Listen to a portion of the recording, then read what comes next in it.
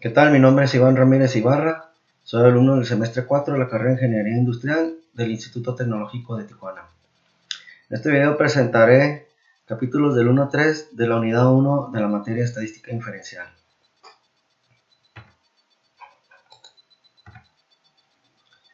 En el capítulo 1 veremos lo que es la introducción a la estadística, siendo sus tópicos pensamiento estadístico, tipos de datos, pensamiento crítico y recolección de datos muestrales.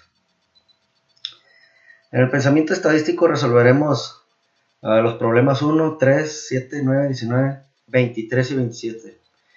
En el 1 nos pide la muestra de respuesta voluntaria. Pregunta, ¿qué es una muestra de respuesta voluntaria? Es una muestra en donde los sujetos deciden si son incluidos o no en el estudio. En el problema 3 de significancia estadística y significancia práctica, nos pregunta qué diferencia existe entre la significancia estadística y la significancia práctica. Pues la significancia estadística le importa ver si existe una diferencia y a la significancia práctica le interesa saber qué tanta diferencia existe. En los ejercicios de 7 a 14 utiliza el sentido común para determinar si el acontecimiento descrito es A, imposible, B, posible pero muy improbable y C, posible y probable. Dice que es respecto al Super Bowl. Los Gigantes de Nueva York derrotaron a los Broncos de Denver en el Super Bowl con un marcador de 120 a 98. Que aquí es posible, pero muy poco probable. Semáforos, el 9. Mientras conducía por la ciudad, Mario Andretti se encontró con 3 semáforos consecutivos y todos estaban en verde. Entonces esto es posible y probable. En los ejercicios del 19-22 utiliza los datos de la siguiente tabla. Los valores X son los pesos en libras de automóviles y los valores Y son las cantidades correspondientes de combustible consumido en carretera en millas por galón. Los valores se obtuvieron del conjunto de datos 16 del apéndice B. En el problema 19 dice que el contexto de los datos. Remítase a la tabla con las medidas de los automóviles, que aquí ya están descritas. Dice, cada valor X está pareado con el valor Y correspondiente, como en la tabla 1.1 de la página 5. Es decir, cada valor X está asociado con el correspondiente valor y de alguna forma significativa. ¿Tiene sentido utilizar la diferencia entre cada valor X y el valor ubicado en la misma columna? ¿Por qué? Los valores X sí están pareados con los valores Y, pero no tiene sentido utilizar la diferencia entre cada valor X y el valor Y que se localiza en la misma columna, ya que los valores X corresponden a pesos en libras y los valores Y representan las cantidades de combustible consumidos en millas por galón, de manera que las diferencias no tienen significado alguno. En los ejercicios 23 a 26 de una conclusión sobre la significancia estadística, no realice ningún cálculo formal, utilice los resultados presentados o haga juicios subjetivos acerca de estos. La significancia estadística. En un estudio del programa Ornish para la pérdida de peso, 40 sujetos perdieron un promedio de 3.3 libras después de 12 meses. Esto con base en datos de Comparison of the Atkins-Ornish Weight Watchers and Zone Diet for Weight Loss and Heart Disease Risk Reductions de Dasinger et al. Journal of the American Medical Association, volumen 293, número 1. Es posible utilizar métodos estadísticos para demostrar que si esta dieta no tiene efecto alguno, la probabilidad de obtener esos resultados es aproximadamente 3 en 1000. La pregunta es, ¿el programa Ornish para la pérdida de peso tiene significancia estadística? Efectivamente es estadísticamente significativo, ya que los resultados tienen muy pocas probabilidades, que como se dijo antes son 3 en 1000, de ocurrir por el azar. ¿Tiene significancia práctica? No tiene significancia práctica. ¿Por qué? Porque la pérdida de peso de 3.3 libras es muy pequeño. El problema 27 es acerca de conclusiones. Dice que se remitan las cantidades de combustibles consumidos en la ciudad y en carretera por los diferentes automóviles del conjunto de datos 16 del apéndice B y compare las cantidades de combustibles consumidos en la ciudad con las cantidades consumidas en carretera y después responder las siguientes preguntas sin efectuar cálculos. La pregunta A tenemos la conclusión de que las cantidades consumidas en carretera son mayores que las cantidades consumidas en la ciudad. ¿Parecen estar sustentadas por una significancia estadística? Sí, todas las cantidades de consumo de combustible en carretera son mucho más grandes que las cantidades correspondientes de consumo de combustible en la ciudad. Y en la pregunta B, la conclusión de que las cantidades consumidas en carretera son mayores que las cantidades consumidas en la ciudad parece estar sustentada por una significancia práctica. Sí, parece que las diferencias son sustanciales. Y en la pregunta C, ¿cuál sería una de las implicaciones prácticas de una diferencia sustancial entre las cantidades de combustible consumido en la ciudad y en carretera? Pues la diferencia tiene implicaciones prácticas. Por ejemplo, podemos reducir los costos de combustible al conducir en horarios con poco tránsito. Si debemos atravesar una gran ciudad y tenemos poco combustible, podríamos llenar el tanque para evitar que se termine debido a un mayor consumo. En el tópico 3 tenemos tipos de datos y resolveremos los problemas 2, 6, 10, 12, 32, 34 del mismo libro de Mario Triola. En el problema 2 tenemos datos cuantitativos y categóricos. Y la pregunta es, ¿cuál es la diferencia entre los datos cuantitativos y los datos categóricos?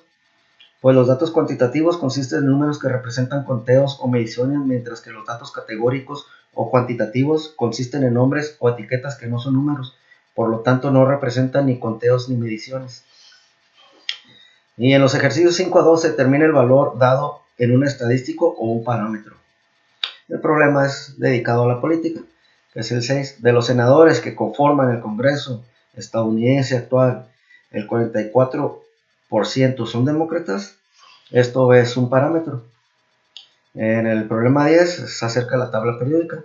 El peso atómico promedio o la media del peso atómico de todos los elementos de la tabla periódica es de 134.355 unidades de masa atómica unificada. Esto también es un parámetro.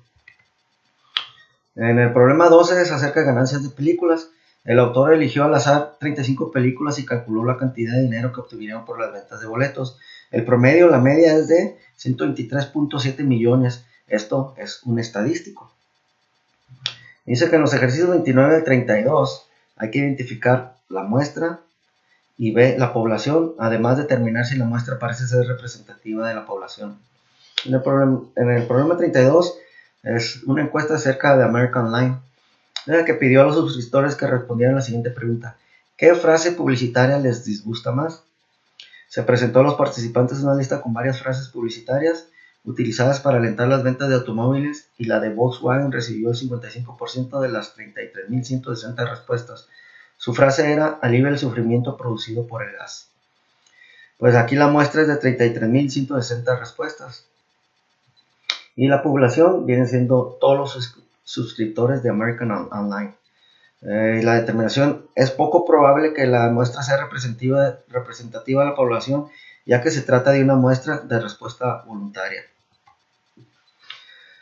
Continuamos con el problema 34, que es acerca de la interpretación de encuesta política. Para la encuesta descrita en el problema del capítulo, suponga que se preguntó a los participantes por el partido político de su preferencia y que las respuestas se codificaron como 0 para los demócratas, 1 para los republicanos, 2 para los independientes o 3 para cualquier otra respuesta. Si se calcula el promedio o la media de las cifras se obtiene 0.95, ¿cómo se interpreta este valor? Pues como datos muestrales a nivel de medición nominal, ya que estos números no tienen un significado computacional real y cualquier promedio que se calcule con ellos carecerá de sentido. Correlación y causalidad, en el problema 3.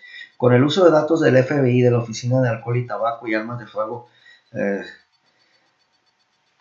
del Bureau of Alcohol, Tobacco and Firearms, métodos estadísticos demostraron que para los diferentes estados de la Unión Americana existe una correlación o asociación entre el número de armas automáticas registradas y la tasa de homicidios.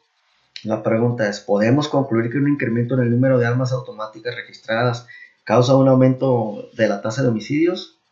Otra pregunta es, ¿podríamos reducir la tasa de homicidios disminuyendo el número de armas automáticas registradas? La respuesta para la primera pregunta es no, porque una correlación entre dos variables no implica que sea causa de la otra. Y para la segunda pregunta tampoco es no, ya que una reducción en el número de armas automáticas registradas no necesariamente le dará como resultado una menor tasa de homicidios. En los ejercicios de 5 al 8 utiliza el pensamiento crítico para elaborar una conclusión alternativa o correcta. Por ejemplo, considere un informe de los medios de comunicación masiva de que los automóviles BMW causan que las personas estén más saludables. Veamos una conclusión alternativa. Los conductores de automóviles BMW tienden a ser más adinerados que otros adultos y una mayor riqueza está relacionada con un mejor estado de salud. Para el problema número 5, las personas que se gradúan de la universidad viven más tiempo. Con base en un estudio que revela que las personas que se gradúan de la universidad viven más tiempo que quienes no lo logran, un investigador concluye que el hecho de estudiar provoca que la gente viva más tiempo. Para esto es probable que exista una relación entre el estudio y una vida más larga, pero eso no significa que una variable sea causa de la otra. Es probable que las personas que se gradúan de la universidad tengan ingresos más altos y puedan pagar mejores servicios de salud, lo que les permita vivir durante más tiempo. En el problema 9, existe una discrepancia entre resultados reportados y observados. Cuando Harris Interactive encuestó a 1,013 adultos, el 91% dijo que se lavaba las manos después de utilizar un baño público. Sin embargo, cuando se hizo una observación de 6,336 adultos, se encontró que en realidad el 82% se lavaba las manos. ¿Cómo se puede explicar esta discrepancia? ¿Qué porcentaje es más probable que indique con exactitud la tasa real de las personas que se lavan las manos en un baño público? Bueno, pues cuando se pregunta a las personas que se lavan las manos en baños públicos, suelen responder afirmativamente, ya que esta respuesta refleja una mejor higiene personal y transmite una imagen más positiva. Es probable que la tasa del 82% sea más exacta, ya que se basa en la conducta real y no en lo que la gente dijo.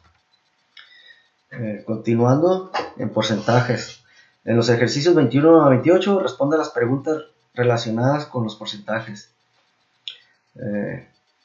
21. Problema 21A es convierte la fracción 5 octavos a un porcentaje equivalente al 62.5% y convierta 23.4 a su equivalente decimal, son 0.234.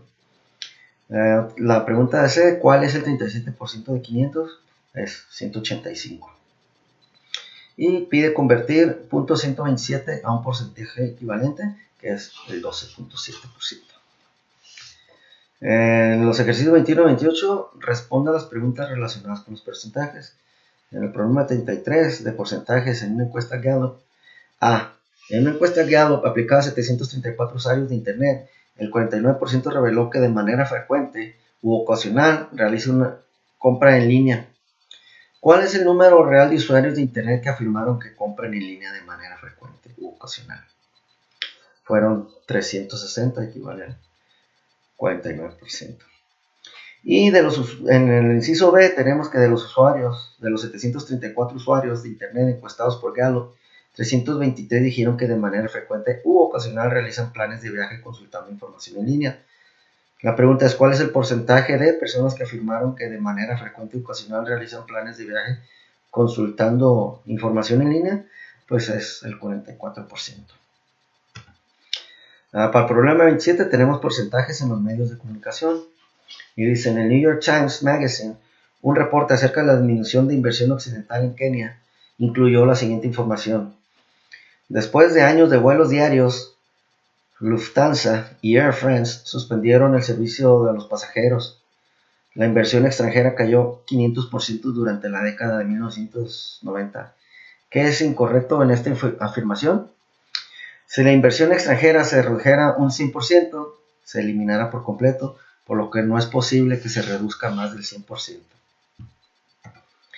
En el tópico 5 tenemos recolección de datos muestrales. Comenzamos con el problema 2, que es el estudio observacional y experimento. Y pregunta, ¿cuál es la diferencia entre un estudio observacional y un experimento? Bueno, en un experimento se aplican tratamientos a sujetos y luego se procede a observar sus efectos. En el estudio observacional estudia y mide, pero no modifica. Y nos pide después en los ejercicios 5 a 8 determine si la descripción dada corresponde a un estudio observacional o a un experimento. Y el problema 6 es referente a la encuesta sobre tabaquismo. Gallup realizó una encuesta telefónica a 1,018 adultos y el 22% de ellos admitieron haber fumado cigarrillos durante la semana anterior. Esto corresponde a un estudio observacional. Y nos pide que en los ejercicios 9 a 20 identifique el tipo de muestreo que utilizó. Puede ser aleatorio, sistemático, de conveniencia, estratificado o por conglomerado. Problema 10 es acerca de una prueba de equinacia. Un estudio sobre la eficacia de la equinacia incluyó infecciones del tracto respiratorio superior. Un grupo de infecciones fue tratado con equinacia y otro grupo fue tratado con placebos. Los grupos de tratamiento con equinacia y de placebo se determinaron mediante un proceso de asignación aleatorio según datos de Efficacy and Safety of Echinacea in Treating Upper Respiratory Tract Infections in Children de Taylor et al. Journal of the American Medical Association, volumen 290, número 21. Esto pues es aleatorio. La respuesta es aleatorio. Muestras aleatorias y muestras aleatorias simples. Los ejercicios 21 y 26 se refieren a muestras aleatorias y muestras aleatorias simples. Problema 22, tenemos una muestra sistemática. Un ingeniero de control de calidad selecciona cada 10 milésimo dulce de M&M que se produce. ¿Este plan de muestreo da como resultado una muestra aleatoria? No. ¿Una muestra aleatoria simple? No, tampoco. Y pide explicar. En el muestreo sistemático se selecciona un punto de partida, después se elige cada késimo elemento de la población. En este ejemplo es 10 milésimo, entonces nuestra muestra es un muestreo sistemático. En el 24 nos pide una muestra estratificada. Con la finalidad de realizar una prueba de la brecha de género en la forma en que los ciudadanos perciben el presidente actual, Tompkins Company encuesta exactamente a 500 hombres y 500 mujeres seleccionados al azar entre todos los adultos que viven en Estados Unidos. Suponga que el número de hombres y mujeres adultos es el mismo. ¿Este plan de muestreo da como resultado una muestra aleatoria? No. ¿Una muestra aleatoria simple? No. Y pide explicar. Muchos de los procedimientos que se analizan tienen como requisitos que los datos muestrales formen una muestra aleatoria simple y el muestreo estratificado no satisface tal requisito. En el problema 26 tenemos un muestreo de estudiantes. Un salón de clases alberga 36 estudiantes sentados en 6 filas diferentes, con 6 estudiantes en cada fila. El profesor arroja un dado para elegir una fila y luego lo arroja nuevamente para elegir un estudiante específico de la fila. El proceso se repite hasta completar una muestra de 6 estudiantes. ¿Este plan de muestreo da como resultado una muestra aleatoria? Sí, da una muestra, sí, claro que sí. ¿Una muestra aleatoria simple? También. Explique por qué. Pues le da la misma oportunidad a todos los estudiantes al introducir al azar como método de selección. El problema 32 es acerca del diseño de muestreo. Usted es el encargado de realizar una encuesta laboral de los estudiantes graduados de su universidad. Describa los procedimientos para obtener una muestra de cada tipo: aleatoria, sistemática, de conveniencia, estratificada y por conglomerados. En nuestra muestra aleatoria, los miembros de la población se seleccionan de forma que cada miembro individual tenga la misma posibilidad de ser elegido. Para el muestreo sistemático, se tiene que seleccionar un punto de partida, después se elige a cada enésimo, por ejemplo, cada vigésimo, dependiendo de la cantidad de la población, del elemento de la población. En el muestreo estratificado, se subdivide a la población en al menos 2 subgrupos o estratos diferentes, de manera que los sujetos del mismo subgrupo compartan las mismas características como el género o la edad, y después se obtiene una muestra de cada subgrupo. Y el muestreo por conglomerados se divide a la población en secciones, luego se eligen al azar algunos de estos conglomerados y después se elige a todos los miembros de los conglomerados seleccionados. Continuando con el capítulo 2, que se titula Resumen y gráfica de datos, el cual contiene distribución de frecuencias, histogramas, gráficas y estadísticos, pensamiento crítico y gráficas inadecuadas. En nuestro punto 2.2, que es distribución de frecuencias, nos dice que utilicemos los datos de la tabla que contienen los pulsos de hombres para construir la distribución de frecuencias y que incluyamos 10 clases. Aquí tenemos nuestra tabla con datos, son 40 datos. Entonces, nuestro límite, vamos a obtener una anchura de clase. Esto a partir del rango que se divide sobre la cantidad de clases. Y el rango se obtiene restándole al límite superior el límite inferior y dividiéndolo entre la cantidad de clases, que nos da 4, porque nuestro límite superior aquí es 96 y el límite inferior es 56. Entonces nos da un total de 40 entre 10 es 4. Entonces nuestra anchura de clase va a ser de 4 unidades. También nos pide que obtengamos una marca de clase. Esta se obtiene a partir de la suma del límite superior con el límite inferior, dividiéndolo entre 2, ya que son dos datos los que se suman. Y también vamos a obtener una frecuencia relativa. Esta se obtiene a partir de la cantidad de la frecuencia de la clase sobre la suma de todas las frecuencias, que estos son los datos, la cantidad de datos, por el 100%. Ya una vez esto, pues aquí ya tenemos elaborada nuestra tabla de frecuencias. Como comenté, vamos a obtener nuestras clases, son 10 clases, y a partir del límite inferior, nuestra anchura de clase que fuera de 4, le vamos a sumar a nuestro límite inferior 4 unidades, entonces nos da 60. Se hace el límite superior en la primera clase, y para la segunda clase nuestro límite inferior es inmediatamente el número que sigue a partir del límite superior, y a le vamos a sumar la anchura, que es de 4 unidades, y así sucesivamente nos vamos a ir con todas las clases hasta obtener 10 clases.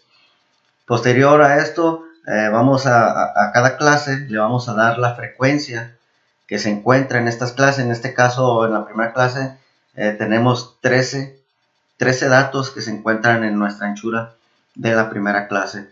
En la segunda clase tenemos 7 frecuencias, en la tercera 3, en la cuarta 6 y así sucesivamente hasta llenar nuestra tabla con todas las frecuencias. También la marca de clase, en esta vamos a obtener nuestro dato a partir de la sumatoria del límite inferior con el límite superior, y dividiéndolo entre 2, ya que son dos datos que tenemos. Entonces en este caso tenemos 58 para la primera clase, 63 para la segunda, 68 para la tercera, y así sucesivamente hasta concluir nuestras marcas de clase.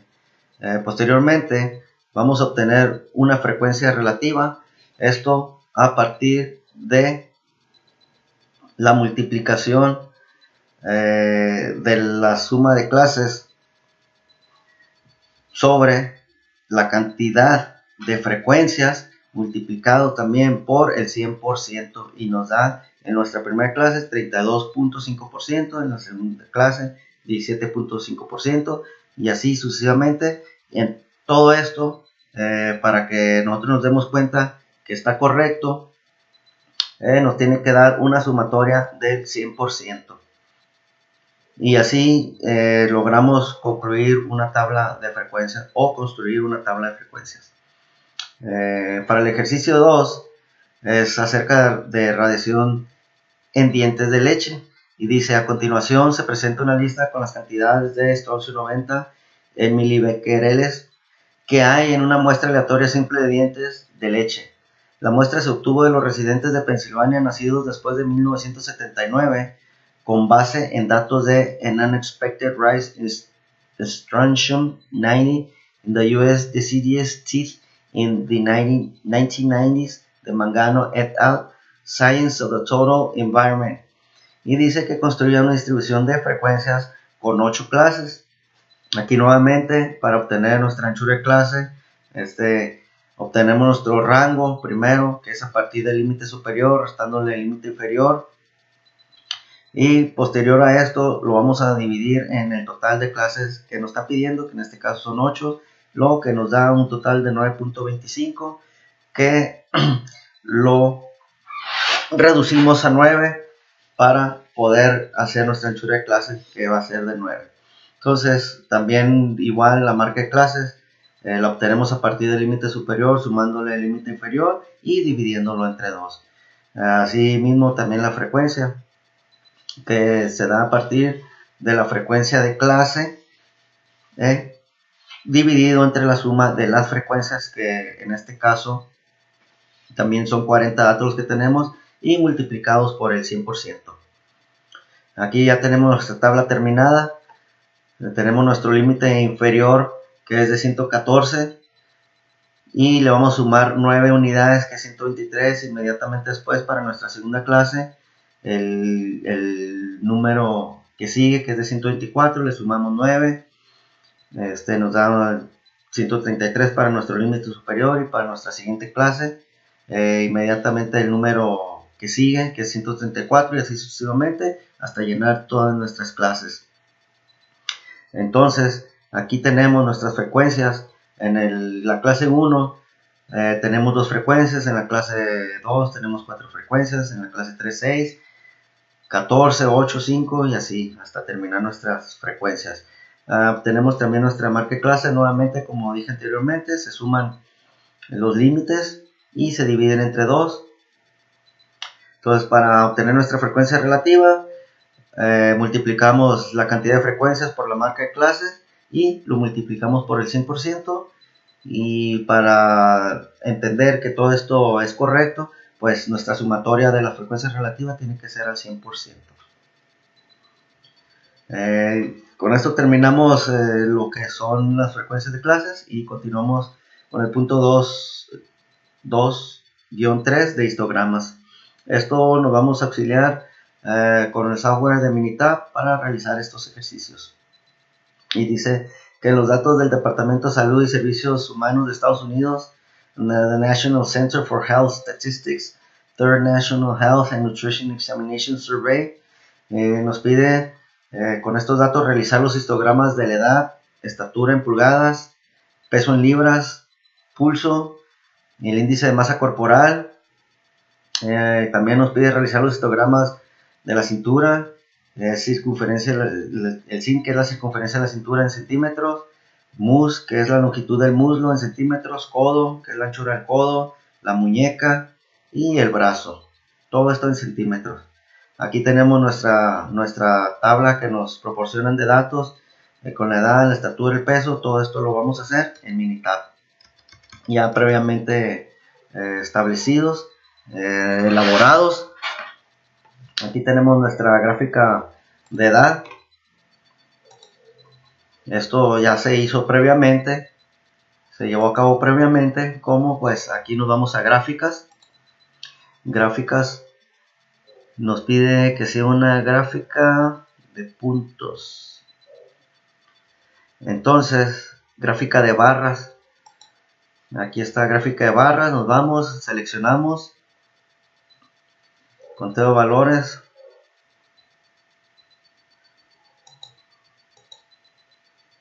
Y aceptar. Entonces nos pide que en este caso es el brazo. Aquí lo tenemos, el brazo. Ya está previamente. Le damos a aceptar.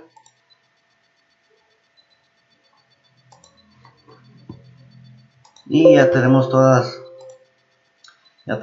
nuestras gráficas elaboradas de la estatura, la edad, la estatura, el peso, la cintura, el pulso, el índice de masa corporal, nuestro muslo, el codo, la muñeca. Entonces todas estas gráficas se elaboraron previamente para poder presentarlas. Entonces continuando con el punto 2.4, gráficas de estadísticas. Vamos a resolver problemas 1, 3, 5, 9, 21, 23 y 27. Y nos dice en el problema 1 que es acerca de polígono de frecuencias y gráfica de puntos. En el ejemplo 1 se incluye un polígono de frecuencias que describe los pulsos de mujeres, y el ejemplo 4 presenta una gráfica de puntos del mismo conjunto de datos. ¿Cuáles son las principales ventajas de la gráfica de puntos sobre el polígono de frecuencias? Bueno, pues que la gráfica de puntos permite identificar todos los datos originales, como aquí se observa. Están todos los puntos marcados, y en esta gráfica de polígonos pues solamente se ven los superiores, los puntos superiores. Entonces nos pregunta también cuáles son las principales ventajas de la gráfica de puntos sobre el polígono de frecuencias. Dice que la gráfica de puntos es más sencilla, es más fácil de construir. Entonces nuestro problema 3 es acerca de polígonos de frecuencias relativas. En la figura 2.6 se presentan polígonos de frecuencias relativas para los pulsos de hombres y mujeres. Cuando se comparan dos conjuntos de datos como estos, ¿por qué generalmente es mejor utilizar polígonos de frecuencias relativas en lugar de polígonos de frecuencias? Si se utilizan frecuencias relativas que consisten en proporciones o porcentajes, ambos conjuntos de datos utilizan medidas que pueden compararse. Si se construyen polígonos de frecuencias con dos muestras que tienen números de elementos muy diferentes, la comparación es difícil porque las frecuencias serán muy diferentes. Entonces, pasándonos a otro punto, en los ejercicios 5 a 8, utiliza las cantidades de estroncio 90 en milibecquereles en una muestra aleatoria simple de dientes de leche. Los datos se obtuvieron de residentes de Pensilvania nacidos después de 1979, según datos de An Unexpected Rise in Strontium 90 in the United States, Deciduous Teeth, the 1990s, de Mangano et al. Science of the Total Environment. Bueno, aquí tenemos nuestros datos. Y en el problema 5, acerca de gráfica de puntos, nos pide que construya una gráfica de puntos de las cantidades de estroncio 90. Dice, ¿qué sugiere la gráfica de puntos acerca de la distribución de estas cantidades? Bueno, pues que la gráfica de puntos sugiere que las cantidades tienen una distribución aproximadamente normal y se distribuyen alrededor de 150 milibecquereles. En los ejercicios 9 a 12 se utilizan los 62 pesos de plástico desechado que aparecen en el conjunto de datos 22 en el apéndice B.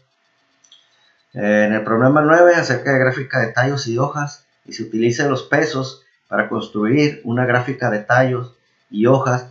Dice, ¿qué sugiere esta gráfica acerca de la distribución de los pesos? Bueno, esta gráfica la podemos ver aquí. Tallo de hojas, dice.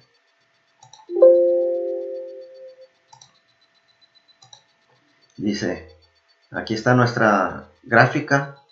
Entonces, lo que nos sugiere es que la gráfica de tallo y hoja sugiere que los pesos de plástico desechado tienen una distribución sesgada hacia la derecha, aunque no se aleja mucho de una distribución normal. En los ejercicios 21 y 22 utilice los datos pareados del apéndice B para construir un diagrama de dispersión. En el problema 21, acerca de alquitrán y monóxido de carbono en cigarrillos. En el conjunto de datos 4 se representa el alquitrán de los cigarrillos tamaño grande para el eje horizontal y la cantidad de monóxido de carbono de los mismos cigarrillos tamaño en el eje vertical. Dice, determine si al parecer existe una relación entre el alquitrán y el monóxido de carbono de los cigarrillos tamaño grande. De ser así, describa la relación. Bueno, esto lo podemos ver también aquí en nuestra gráfica previamente. Aquí está nuestra gráfica de alquitrán y monóxido de carbono. Pues aquí no nos sugiere gran cosa. En los cigarrillos tamaño grande no parece haber una relación entre el alquitrán y el monóxido de carbono. Como se vio en la gráfica, no hay ninguna relación aparente. Continuando con el problema 23, acerca de gráfica de series de tiempo para la ley de Moore. En 1965, Gordon Moore, uno de los fundadores del Intel, propuso lo que ahora se conoce como la ley de Moore. El número de transistores por pulgada cuadrada en los circuitos integrados se duplica aproximadamente cada 18 meses. La siguiente tabla lista el número de transistores por pulgada cuadrada en miles para varios años diferentes. Construye una gráfica de series de tiempo con los datos. Bueno, la gráfica de serie igualmente construida previamente.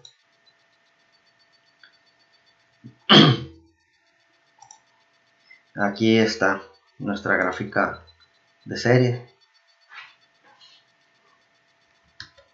Lo que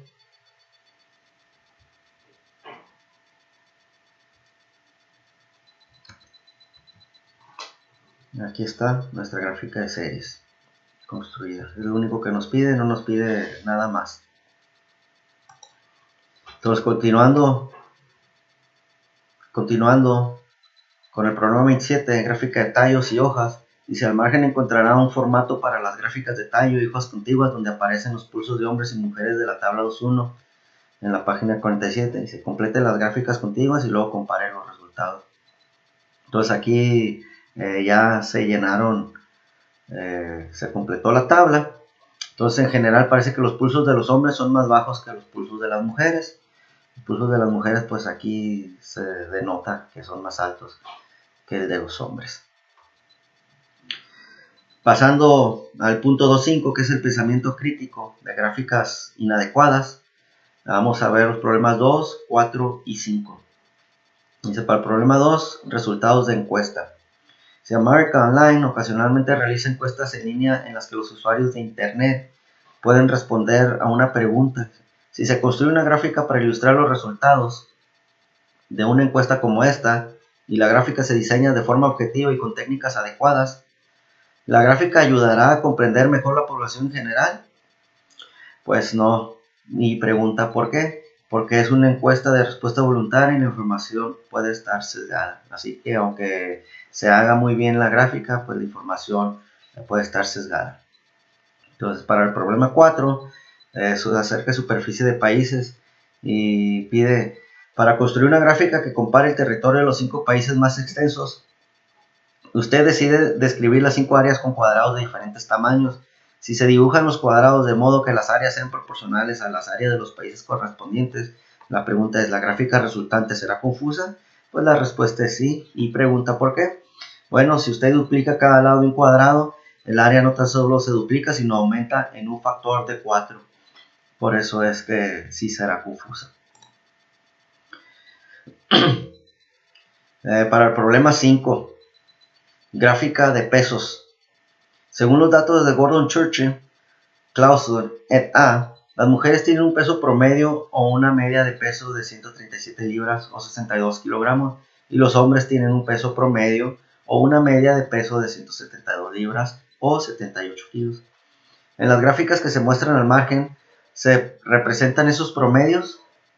¿Las gráficas describen los datos de forma imparcial? No, y pregunta ¿por qué? Pues porque los pesos son mediciones unidimensionales y la gráfica utiliza áreas, de manera que el peso medio de los hombres parece ser mucho mayor de lo que en realidad es. Con base en los valores dados, los hombres pesan alrededor de un 25% más que las mujeres. Sin embargo, con el uso de las áreas, la gráfica indica que los hombres pesan alrededor de un 58% más que las mujeres. Continuando con el capítulo 3, titulado Estadísticos para describir, explorar y comparar datos. Veremos medidas de tendencia central, medidas de variación, medidas de posición relativa y gráficas de caja. En el punto 3-2 tenemos medidas de tendencia central y veremos los problemas 1, 5, 7, 11, 27, 29, 31, 33 y 37. En el problema 1 tenemos medidas de tendencia central y pregunta, ¿en qué sentido la media, mediana, moda y mitad del rango son medidas de tendencia central? Bueno, pues utilizan diferentes métodos para proporcionar un valor o valores centrales o intermedios de un conjunto de datos. En los ejercicios 5 a 20, calcule la media, la mediana, la moda y la mitad del rango de los datos muestrales listados. También responda a las preguntas que se plantean. Dice en el problema 5, número de palabras inglesas. Se obtuvo de una muestra aleatoria simple de páginas del diccionario Merriam-Webster College Dictionary, 11ª edición. A continuación se indica el número de palabras definidas en esas páginas. Puesto que en este diccionario tiene 1459 páginas con palabras definidas, estime el número total de palabras definidas en el diccionario. Y pregunta, ¿es probable que se trate de una estimación precisa del número de palabras en el idioma inglés? Y tenemos nuestros datos. Ya aquí observamos nuestros datos ordenados, que son estos. Tenemos ya nuestra suma y el total de páginas. Para esto nos pide la media, sumamos nuestros datos y los dividimos entre 10, que son los datos, y nos da una media de 53.3. y pues la mediana, como sabemos, al estar ordenado siempre cae entre medio del total de datos, que es entre el 51 y el 53, que es, aquí da 52. No tenemos moda y la mitad del rango es el valor inferior más el valor superior entre 2 y nos da 56.5. Si utilizamos la media de 53.3 palabras por página, la estimación del número total de palabras es de 77.765. Aquí lo tenemos, total de páginas por la media nos da 77.765. Como la media se basa en una respuesta pequeña y como parece que los números de las palabras definidas en las páginas varían por una gran cantidad, lo más probable es que la estimación no sea muy precisa. Entonces, para nuestro problema 7, es costos de choques de automóviles, el Insurance Institute for Highway Safety realizó pruebas con choques de automóviles nuevos que viajaban a 6 millas por hora. Se obtuvo el costo del total de los daños para una muestra aleatoria simple de los automóviles probados, lo cual se presenta a continuación, y pregunta si hay una gran diferencia entre las distintas medidas de tendencia central. Pues aquí nuevamente pues ya tenemos nuestra media, nuestra mediana, no hay moda, la mitad del rango, y las diferentes medidas de tendencia central dicen que no difieren en grandes cantidades, como aquí se aprecia. Todas es un rango muy bajo lo que difieren. Entonces, para nuestro problema número 11, se acerca de vuelos del transbordador espacial. Dice, a continuación se presentan las duraciones en horas de una muestra aleatoria simple de todos los vuelos hasta el momento en que se escribió este libro del Space Transfer System, que es el transbordador espacial de la NASA. Los datos corresponden al conjunto de datos 10 del apéndice B. Y pregunta, ¿hay alguna duración que sea muy poco común? Y también pregunta que cómo se podría explicar. Bueno, pues aquí vemos nuestros datos. Les hacemos una sumatoria, los dividimos entre la cantidad n y pues la media nos da un total de 217.3 horas. La mediana nos arroja un total de 235 horas. Nuestra moda es 235 horas, que se repite aquí ahora sí en 2 ocasiones. Y la mitad del rango es a 190.5 horas. Y para responder las preguntas, la duración de 0 horas es muy inusual y podría representar un vuelo cancelado, que en realidad representa la duración del vuelo del Challenger que resultó en una explosión catastrófica casi inmediatamente después del despegue. Entonces aquí ya tenemos resuelto nuestro problema 11. A continuación, conjuntos grandes de datos del apéndice B. Para los ejercicios 25 a 28 se remite hacia el conjunto de datos indicado del apéndice B y con un programa de cómputo o una calculadora obtenga las medias y medianas. Bueno, aquí nosotros ya tenemos resuelto este problema que hice el 27, el voltaje de una casa.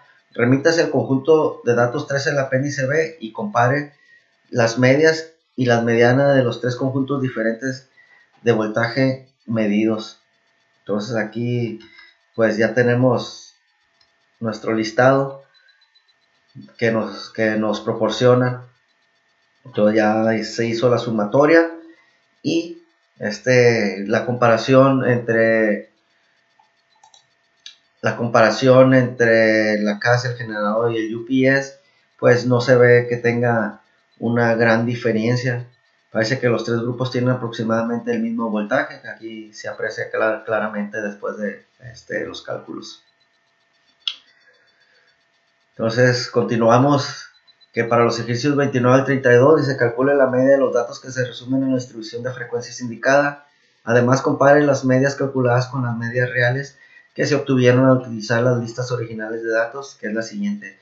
Para el ejercicio 29, 21.1 miligramos. Para el ejercicio 30, 76.3 latidos por minuto. Para el ejercicio 31, 46.7 millas por hora. Y para el ejercicio 32, 1.911 libras. Bueno, para el problema 29 tenemos nuestra tabla de frecuencia, que es alquitrán en miligramos en cigarrillos sin filtro. Tenemos 1, 2, 3, 4, 5 datos con sus respectivas frecuencias. Para esta calculamos nuestra marca de clase. Nuevamente, el límite inferior más el límite superior entre 2 nos da una marca de clase de 11.5.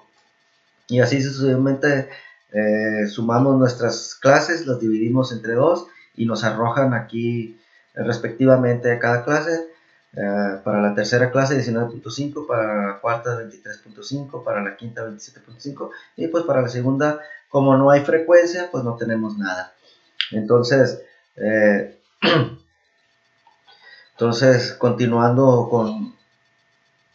con la sumatoria, tenemos que la frecuencia por el X, que es la marca de clase, entonces 1 por la marca de clase nos arroja 1.5, 15 por 19.5, 292.5. Entonces, nuestra media es la sumatoria de la multiplicación de la frecuencia por las clases sobre la sumatoria de las frecuencias. Aquí tenemos una frecuencia de 25, al sumarlas nos da una frecuencia de 25 y al sumar las multiplicaciones de las frecuencias por las clases 523, entonces pues nos arroja una media de 20.94 miligramos, que la media de la tabla de frecuencias se aproxima a la media de 21.1 miligramos para la lista original de datos, que aquí lo tenemos en el ejercicio 29, y pues aquí queda resuelto este problema. Para el problema 31, multas por exceso de velocidad. La distribución de frecuencias dada describe la velocidad de los conductores multados por la policía de la ciudad de Poughkeepsie. Estos conductores viajaban por una zona de Creek Road que pasa por la Universidad del Autor y tiene un límite de velocidad de 30 millas por hora. La pregunta, ¿qué diferencia existe entre la media y la velocidad del límite de 30 millas por hora? Bueno, nuevamente tenemos una tabla para el ejercicio 31, una tabla de frecuencia. Tenemos aquí nuestras clases, nuestras frecuencias, y para obtener la marca de clase, pues nuevamente sumamos los límites inferior y superior y los dividimos entre 2 y nos arroja nuestra marca de clase. Y para obtener la multiplicación de la frecuencia por la marca de clase, bueno, pues 25 por 43.5 en nuestra primera clase, pues nos arroja un total de 1087.5. Y así sumamos todas nuestras marcas de clases, las multiplicamos y al final sumamos nuestras frecuencias multiplicadas por la marca de clase, que si le hacemos una sumatoria nos da un total de 2339 sobre la cantidad de frecuencias, que son 50. Esto nos arroja una media de 46.78, y ya obteniendo la media pues nos vamos a la resolución, que es 46.78 millas por hora. Es muy cercano al valor obtenido con la lista original de valores. Las velocidades están muy por arriba del límite de 30 millas por hora, probablemente porque la policía multó solo a aquellos que viajaban muy por arriba de la velocidad del límite publicada. Entonces, regresando nuevamente al ejercicio, a los datos originales del ejercicio 31, es 46.7, entonces a nosotros nos arroja 46.78, entonces prácticamente es lo mismo, no hay diferencia. Entonces, para nuestro problema 33, acerca de la media ponderada, un alumno del autor obtuvo las siguientes calificaciones: B, C, B, A y D. Los cursos tenían las siguientes horas de crédito: 3, 3, 4, 4 y 1. Y el sistema de calificación asigna estos puntos de calidad a las calificaciones con letras A igual a 4, B igual a 3, C igual a 2, D igual a 1, F igual a 0, y calcula el promedio de las calificaciones GPA y redondea el resultado a dos posiciones decimales. Si la lista del rector requiere un promedio de 3.00 o mayor, ¿podrá ingresar este estudiante a la lista del rector? Bueno, pues haciendo los cálculos con la fórmula 3.3, pide que la media es igual a la sumatoria de los pesos, que es el W por las cantidades, las clases, sobre la sumatoria de los mismos créditos, que en este caso es el W. Si W es igual a los créditos y X igual a las calificaciones, entonces, utilizando la fórmula, la sumatoria sería B por 3, C por 3, más B por 4, más A por 4, más D por 1, sobre 3 más 3, más 4, más 4, más 1. Entonces, tenemos que la sumatoria nos da 3 por 3, más 2 por 3, más 3 por 4, más 4 por 4, más 1 por 1, sobre la sumatoria indicada. Entonces, esto nos arroja a 44/15, que es igual a 2.93, y con este resultado pues no podría ingresar, ya que no alcanzaría el promedio de 3.00 requerido por la lista del rector. Entonces, una vez más resolvemos otro problema. Para nuestro problema 37 es media recortada. Ya que la media es muy sensible a los valores extremos, decimos que no es una medida de tendencia central resistente. La media recortada es más resistente.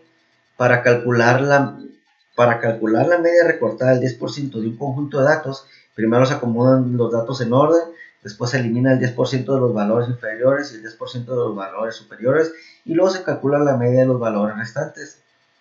Para las calificaciones de crédito que otorga la empresa FICO, incluidas en el conjunto de datos 24 del apéndice B, calcule lo siguiente: ¿qué diferencia hay en los resultados para la media recortada del 10% y para la media recortada del 20%?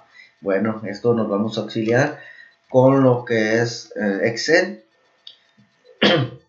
y lo tenemos aquí.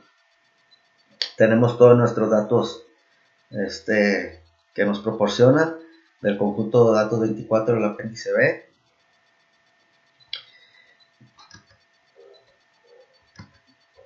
Y aquí ya tenemos en orden nuestros datos, eliminando el 10% como pide de los límites inferiores, y eliminando el 10% de los límites superiores.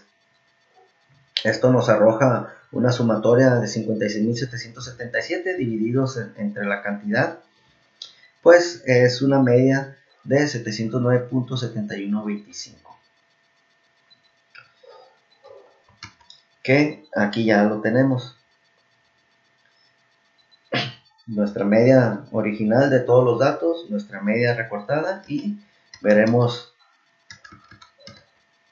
al 20% recortado también. Aquí ya nuevamente ya está recortado el 20% de los límites inferiores, está recortado los límites superiores también, y nos arroja una media ya con los límites, con los datos sobrantes, nos arroja una media de 713.73. A lo que vamos y comparamos nuestros resultados, y que nos dice que no difieren de manera drástica. Parece que los resultados indican la tendencia de un incremento en los valores conforme aumenta el porcentaje de recorte, de manera que parece que la distribución de los datos está cegada hacia la izquierda. Con esto concluimos y nos vamos al punto 3.3, medidas de variación, lo cual veremos los problemas 2, 6, 28, 32 y 36. En lo que nuestro problema 2 nos pregunta acerca de un enunciado correcto. En el libro How to Lie with Charts se afirma que la desviación estándar suele definirse como más o menos la diferencia entre la puntuación más alta y la media, y la puntuación más baja y la media. Por ejemplo, si la media es 1, el valor más alto es 3 y el valor más bajo es -1, la desviación estándar es más menos 2. ¿Es correcto este enunciado? No, no es correcto, y pregunta por qué. Porque el valor de la desviación estándar S generalmente es positivo, solo es igual a 0 cuando todos los valores de los datos son el mismo número, nunca es negativa. Además, valores grandes de la desviación estándar implican mayores cantidades de desviación.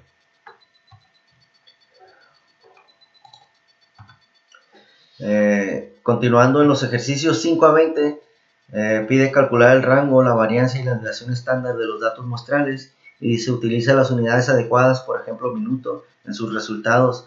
Se usarán los mismos datos de la sección 3.2, donde se calcularon medias de tendencia central. Aquí se calculan las medias de variación, las medidas de variación. Asimismo, responde a las preguntas que se planteen.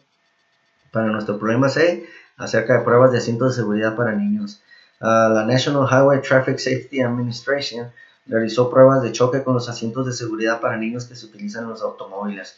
A continuación se incluyen los resultados de esas pruebas con las medidas expresadas en Higgs, unidades estándar de lesiones de cabeza. Según los requisitos de seguridad, la medida debe ser menor de 1000 Higgs. Y la pregunta es, ¿existe una gran variación en las medidas de las pruebas de los asientos de seguridad para niños? Entonces tenemos un rango de 779.0 Higgs.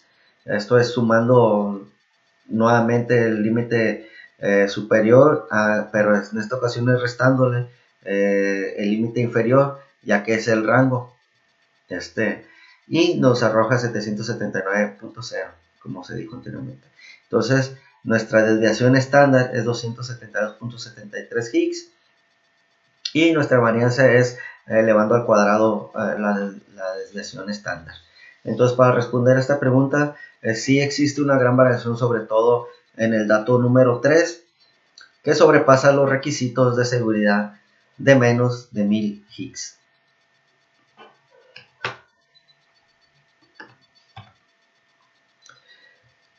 Entonces, todos estos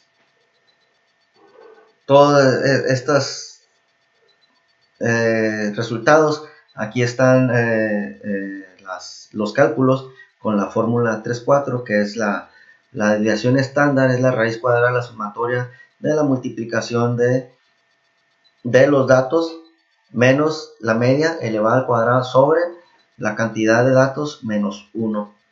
Entonces aquí tenemos nuestra media, lo tenemos que calcular primeramente, que es la sumatoria de las X sobre la cantidad de datos. Entonces aquí tenemos nuestros datos, aquí está la sumatoria, sobre 5, que son 6 datos, menos 1, son 5, nos arroja pues la media 703, como lo vimos anteriormente. Para poder hacer la sumatoria y obtener nuestra desviación estándar. Entonces ya tenemos nuestros datos, aquí tenemos nuestra media, le vamos a restar a cada dato, le vamos a restar la media, nos arroja nuestros resultados de cada dato, se suman, aquí tenemos la sumatoria ya elaborada, entonces nos da un total de 371.917.36 y todo esto sobre 5 nos da la varianza, entonces son 74.383.462 a su raíz, y esto, como lo vimos, es nuestra varianza de 272.3 Higgs, y pues la varianza elevada al cuadrado, que es este mismo, pues es el resultado que nos arroja, y con eso queda concluido la forma en que se calculó este problema. Entonces, continuando, conjuntos grandes de datos del apéndice B para los ejercicios 25 a 28, remítase al conjunto de datos indicado del apéndice B con un programa de cómputo o una calculadora, obtenga el rango, la varianza y la desviación estándar. Bueno, aquí nos vamos a auxiliar con Excel nuevamente, y aquí tenemos ya nuestros datos y la media. Tenemos nuestra media, nuestro rango, nuestra varianza y la desviación estándar de cada uno de los datos. Entonces aquí ya tenemos nuestros resultados de los datos de las películas con marca de R y de PGJ13. Entonces aquí ya está el rango para R, son 72.41, la varianza para R 3343.17, la desviación estándar de 57.82, y para las películas de PG13 nuestro rango es de 361, nuestra varianza es de 11.224.66 y nuestra desviación estándar es de 105.94. Para el problema 32 pide la regla práctica de las desviaciones, y se utiliza la regla práctica de las desviaciones para estimar la desviación estándar de las edades de los profesores de su universidad. En este caso aquí tenemos nuestro conjunto de datos de las edades de los profesores. Entonces calculamos la media primeramente, ya que para el valor mínimo y para el valor máximo común nos pide que obtengamos la media para sumarle o restarle dos veces la desviación estándar, y poder obtener nuestros valores. En este caso, como ya dije, nuestra media es de 38, nuestra desviación estándar es de 9.46. Lo redondeamos a 9.5 para poder ser más acertado en nuestros resultados. Entonces aquí ya al hacer la sumatoria, al hacer los cálculos, nos arroja que el valor mínimo común es de 19 y el valor máximo común es de 57. Entonces para nuestro problema 36, que es el teorema de Chebyshev, el generador Generac del autor produce voltajes con una media de 125 voltios y una desviación estándar de 0.3 voltios. Por medio del teorema de Chebyshev, ¿qué sabemos acerca del porcentaje de voltajes que están dentro de 3 desviaciones estándar de la media? ¿Cuáles son los voltajes mínimo y máximo que están dentro de las 3 desviaciones estándar de la media? Pues podemos concluir que al menos el 99% del voltaje está dentro de 3 desviaciones estándar de la media, y nuestro voltaje mínimo es de 124.1 y nuestro voltaje máximo es de 125.9. Con esto concluimos nuestro tema 3.3 y proseguimos con el tema 3.4, medidas de posición relativa y gráficas de caja. Veremos los problemas 3, 7, 13, 29, 33 y 35. Dice el problema 3, gráficas de caja. A continuación se presenta una gráfica de caja generada por StatDisk de las duraciones en horas de vuelos de naves espaciales de la NASA, que nos indican los valores 0, 166, 215, 269 y 423. Bueno, el valor 0 son las horas de duración del vuelo más corto. El primer cuartil es 166 horas. El segundo cuartil, que es el Q2, la media es de 215 horas. El tercer cuartil, Q3, es de 269 horas y el máximo es de 423 horas. Eso es lo que nos indican esos valores. Puntuaciones Z en los ejercicios 5 a 14. Exprese todas las puntuaciones Z con 2 decimales. Problema 7. Puntuaciones Z del geyser Old Faithful. Las duraciones de la succión del geyser Old Faithful tienen una media de 245 segundos y una duración estándar de 36.4 segundos. De acuerdo con el conjunto de datos 15 del apéndice B, una erupción dura 110 segundos. A. ¿Qué diferencia hay entre la duración de 110 segundos y la media? Bueno, pues son 135 segundos. Y la B, ¿cuántas desviaciones estándar corresponde la diferencia obtenida en el inciso A? Bueno, pues son 3.71 desviación estándar. Y se convierte la duración de 110 segundos a una puntuación Z, es menos 3.71. Y D, si consideramos que las duraciones comunes son aquellas que corresponden a puntuaciones Z entre menos 2 y 2, la duración de 110 segundos es común o es inusual. Bueno, pues es inusual. Una vez que se grafica, se refleja. Continuando con nuestro problema 13, la comparación de calificaciones de pruebas. Las calificaciones en la prueba SAT tienen una media de 1518 y una desviación estándar de 325. Las calificaciones de la prueba ACT tienen una media de 21.1 y una desviación estándar de 4.8. ¿Cuál es relativamente mejor? ¿Una calificación de 1840 en la prueba SAT o una calificación de 26 en la prueba ACT? ¿Y por qué? Bueno, la puntuación de 1840 se convierte a Z igual a 0.99, la puntuación de 26.0 se convierte a Z 1.0, de manera que la puntuación 26.0 es relativamente mejor porque tiene la puntuación Z más grande. Entonces, para nuestro problema 29, gráfica de cajas de calificaciones FICO. Se obtuvo una muestra aleatoria simple de calificaciones de crédito otorgadas por la empresa FICO y los datos ordenados se presentan a continuación. Construye una gráfica de caja que incluya los valores del resumen de los 5 números y nos da nuestros valores. Entonces 664 es el valor mínimo, el primer cuartil es 706, el segundo cuartil, que es la mediana, que es Q2, es de 766 y el tercer cuartil es 810 y nuestro valor máximo es de 836. Gráfica de caja de los conjuntos más grandes de datos del apéndice B. En los ejercicios 31 a 34 utilice los conjuntos de datos del apéndice B. En nuestro problema 33, gráfica de cajas para los pesos de monedas de 25 centavos. Utilice la misma escala para construir gráficas de caja para los pesos de monedas de plata de 25 centavos anteriores a 1964 y posteriores a 1964. A partir del conjunto de datos 20 del apéndice B, utilice gráficas de caja para comparar los conjuntos de datos. Entonces elaboramos nuestra gráfica, aquí se puede observar, y dice que parece que los pesos de monedas de 25 centavos acuñados antes de 1964 son mucho más altos que las monedas acuñadas después de este año. Y para nuestro problema 35, valores atípicos y gráfica de caja modificada. Utilice las 40 longitudes de muslo en centímetros de mujeres que se incluyen en el conjunto de datos 1 del apéndice B y construye una gráfica de caja modificada e identifique cualquier valor atípico, tal como se definió en la parte 2 de esta sección.